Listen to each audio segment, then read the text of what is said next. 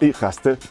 My name is Luis, and this is the Global Playlist. In this episode, we are visiting the Netherlands, the country of the tallest people in the world, and one of the lowest in elevation, hence its name. One of the most socially advanced societies in the world, has been birthplace of many influential personalities through centuries of prolific intellectual and artistic activity in a broad sense of the word. And speaking of music, the Wilhelmus, the Dutch national anthem, is considered the oldest in the world.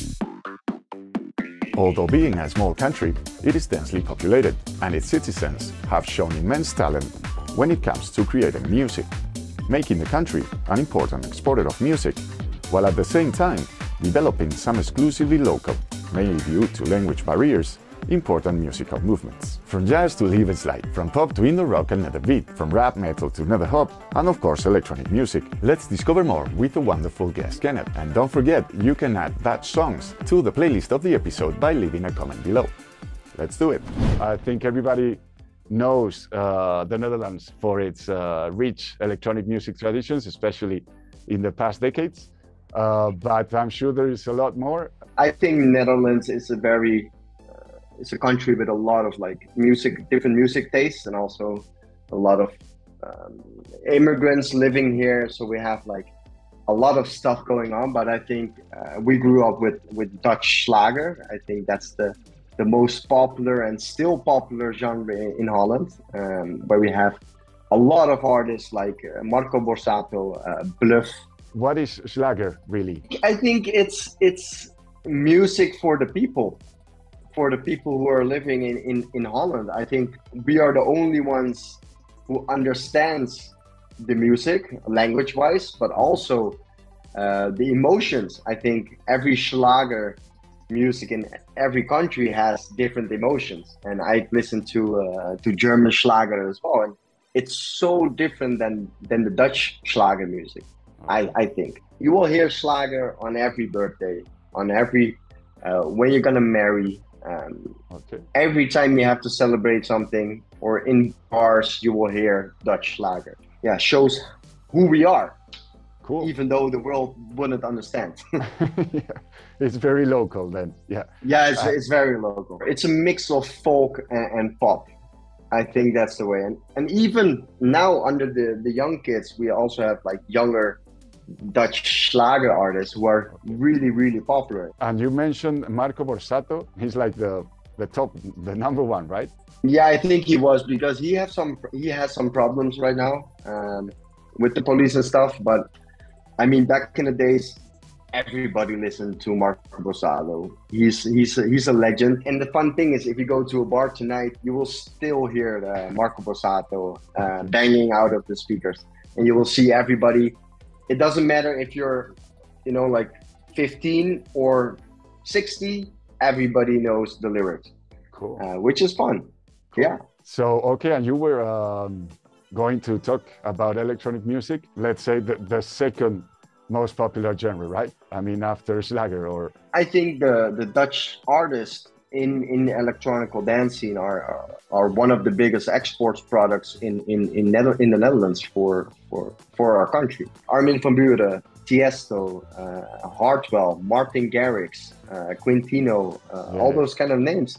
They're all crazy. Dutch, and it's just so crazy to see, because when I was young and I grew up with music, I had older sisters, and they were listening to house music a lot. So I grew up with house music really early, and I think a lot of young people do. Whenever they go to a festival, they always start with house music. You will see even tech house names now coming up, also in the DJ Mag, also from the Netherlands. So I think we can be very, very, very proud on the artists we deliver to the world with the electronic music. The list never ends. I mean, also Ferry Corsten and some other DJs and that you don't even know that were Dutch, and then it's dude, everybody is from the Netherlands. And also, I do remember also, of course, some Eurodance and EDM also, and of course I remember the Venga Boys. I think one of the first acts in a group that blew up and also became popular outside of the Netherlands. Yeah. So we had a lot of DJs who were popular.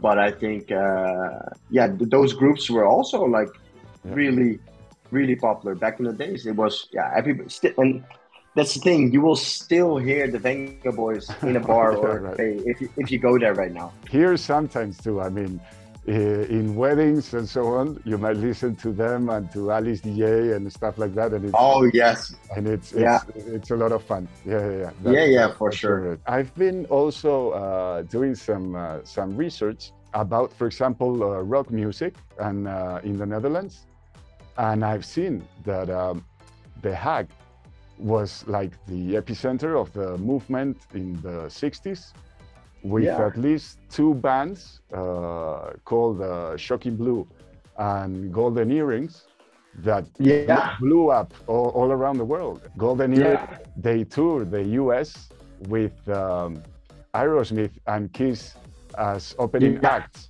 Dude, yeah, yeah, yeah. how does that sound? I was like, whoa, who are these guys? Yeah, I think, and that's why I think like Holland is a very good country to be a producer or be a musician. And I think the main reason is the climate. Like in the winters, we don't go outside like in Spain or whatever. We just sit inside, make music, and that's what I think. But out of those two, I think the Golden Earrings is one of the most popular ones in Holland, and Mhm. it's still relevant as well, which is fun to see Yeah. because we have great venues in Holland, huge venues, and you will see like a Golden Earring like revival tour Yeah. and that kind of stuff. So And it's still relevant. filling big venues and stadiums still. Yeah, yeah, it's crazy. Yeah, Since yeah, the for sure. 60s, And 70s, it's I think the Dutch people are very proud of yeah what we did as a really small country in this world. and actually Shocking Blue are the guys of the song Venus that you will listen on the playlist, but you've listened to it like 1,000 times in advertising on TV Yeah, and so on. What about André Rieu? he's a top celebrity. The only thing with André Rieu is I think he moved out of the Netherlands. He moved to the United States or something. That's what I think because he also did a lot of shows in LA. But he is also an icon in Holland. Everybody knows him. But the thing he doesn't perform a lot in the Netherlands, Okay. which with Dutch people they're going to be like, if you're Dutch, you also should be returning to Holland. Like every artist. If we're talking about Hartwell, Armin van Buuren, Tiesto. They live somewhere else as well. Not Armin van Buuren, but Tiesto lives in the States. But he still does a lot of shows in Holland because he wants to show the Netherlands, like, hey, I still think about the Netherlands as well. I read he was like this really down-to-earth guy living still in Maastricht and so on, but probably it was an old interview. I Yeah. think so, but to be honest, I'm not sure. But that's my guess because that's what a lot of people in Holland say. Okay. By the way, guys, I will try to put it somewhere, but there is a really cool video playing in opening, I think it's a game between Ajax and Real Madrid, like in the 90s, I think it was. And it's really cool to see, to watch. It's really cool. It's really cool. Yeah, and I also want to say, like 3 years ago, there was a really cool match between Ajax and Real Madrid as well. So it was fun.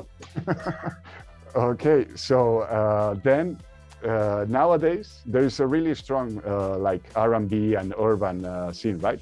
It's all over the place, and it's very popular with the younger kids in Holland as well. If I'm gonna be honest, if I compare it with back in the days, I think the music quality and the hip hop and R&B music the Dutch artists now bring out, I don't like it much. It's stolen, a lot of lyrics are stolen, a lot of melodies are stolen from back in the days. Okay. In a various obvious way, but I must say it's very very very popular.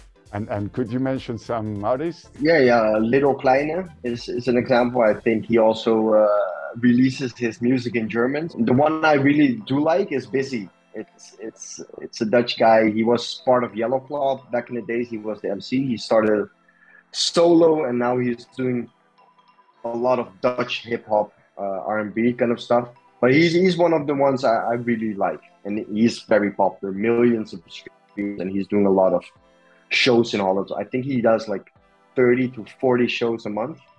And we're like a very small country, so you have to do like 3 or 4 shows on one day. Yeah. And because we are a small country, you can drive everywhere. Yeah, that's it. That's it. But it's crazy to do so many shows in a month. I remember there was a really cool band, ska, like Ska Revival from the Netherlands, called Mr. Review. I remember my first party I went, like when I was 16 or so. It was like an urban house party. And the second area was a ska area. Oh, yeah? And the mix of people, like the fans of the music, was just incredible to see, because everybody's like, hey, what is this? It sounds pretty cool. But then again, like you said, it's a very, very niche kind of music stream in Holland. Yeah. You will never see ska in like the biggest venues, I think, or at main stages. Boerenrock, you can translate it as farmers rock. It is supposed to be a genre that it's very from the Netherlands. It's more from the east of the Netherlands. I don't come there pretty often, but I know it's super, super popular over there, 100%. And we have a festival in the east of Holland, which is really, really big. It's called the Zwarte Cross. It's just rock music with a lot of drums, heavy bass lines, but with Dutch lyrics and with a bit less screaming, I would say. In that genre, we have a lot of like subgenres, because we also have like, we call it knuffelrock, which means cuddle rock. So it's more of a romantic style of rock music. And I remember back in the days, those CDs were immensely popular, the knuffel rocks. I think they went on to number 20. That's also a fun genre to have a look at, because that's more of like the romantic rock kind of side. Could it be that those kind of records or cassettes that you could buy at the gas stations, maybe? Yeah, for sure. For 10 or 5 euros. And it was always a running joke, because if you got that for your birthday or something else, you know they were in a rush. Okay. So, Kenneth, are there any more genres or artists that you would like to highlight? One artist, they should be in the playlist for sure, and I think it's one of the most popular next to Marco Borsato, for example, is Bluff. They are very, very popular. They're also from the south of Holland, very down to earth. They are legends in Holland. I think they've been around here for 25, 30 years. And it's also, whenever you go to a bar, you will still hear Bluff 100%. It's cool. And it's one of my favorite things as well. I've been to a small, intimate concert there, talking to people in the crowd. Just the way of how they are talking, I think they should earn a lot of respect in Holland. Well, guys, this was it. Remember that you can listen to all the music that Kenneth has mentioned on the playlist of the episode. And next week, you will discover the song that he has chosen. Goodbye.